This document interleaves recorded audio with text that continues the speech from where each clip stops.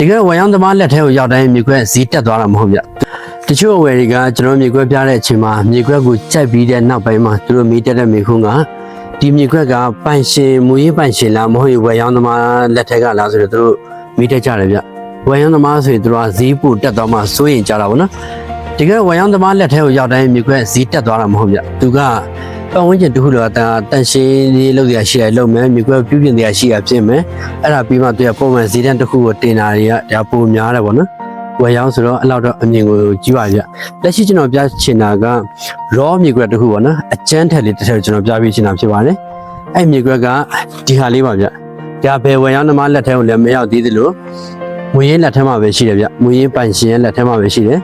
မြေခွက်ကတော့ခြုံနေထူနေမယ်မြေခွက်ပြုပြင်ရတာတွေရှိမယ်မြေပြင်ရတာတွေရှိမယ်လက်ရှိမြေခွက်ရဲ့လမ်းကလည်းပေ60လမ်းကိုရှိမယ်ဒါတွေကိုအကုန်လုံးပြုပြင်ပြီးတော့လုပ်စရာရှိရလုပ်ပြီးသွားပြီဆိုရင်တော့သူ့ရဲ့ဈေးကကျတော့ဒီဝန်းကျင်မှာရှိတဲ့ကာလာပေါက်စီအတိုင်းကိုဖြစ်သွားမှာဗျလက်ရှိဈေးကကျတော့ကာလာပေါက်စီရဲ့တဝက်တိတိအောက်မှာရှိတယ်ဗျ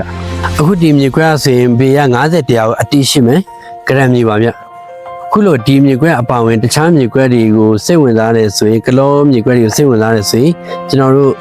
user land ဆိုတဲ့အထူး application တစ်ခုလောက်ထားတာရှိတယ်ဗျအဲ့ဒီ application မှာဝင်ပြီးတော့ကြည့်မယ်ဆိုရင်ကလောကအယောင်းမြေခွက်တွေအားလုံးကိုအသေးစိတ်ကျွန်တော်တို့ထပ်ထားပြီးတာရှိမယ်ဗျ Google Map အပါဝင်ကျွန်တော်တို့360ဗီဒီယိုရောတာမန်ဗီဒီယိုရောကျွန်တော်အသေးစိတ်ထည့်ထားပြီးတာဖြစ်တဲ့ကလောမြေစိတ်ဝင်စားတဲ့သူတိုင်းလာရောက်လေ့လာဖို့အတွက်ဖိတ်ခေါ်ပါရစေခင်ဗျကျေးဇူးအထူးတင်ပါတယ် Thank you so much